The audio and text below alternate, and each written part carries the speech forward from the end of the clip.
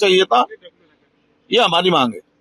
मराठीत आजपासून स्वगणनेला सुरुवात झाली आहे।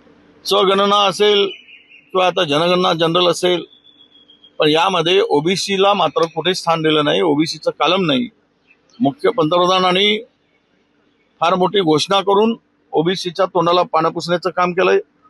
आम्ही ओबीसीची स्वतंत्र जनगणना करू असं म्हटलं, पण आता मात्र ते घोषणेला ते विसरून गेलेत आणि ओबीसीला वाऱ्यावर सोडण्याचं काम केलं, तोंडाला पाणी पुसण्याचं काम।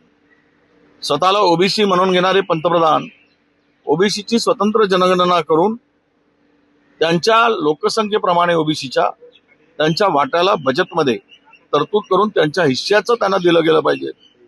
ही मागणी राहुल गांधीजींनी अनेक वर्ष केल्यानंतर सरकार झुकलं आणि देतो म्हणून सांगितलं, करतो म्हणून बोललेत, पण मात्र तो वेळकाढूपणा होता, ओबीसीची बनवाबनवी होती, धोकेबाजी होती, हे आता सिद्ध झालेलं आहे।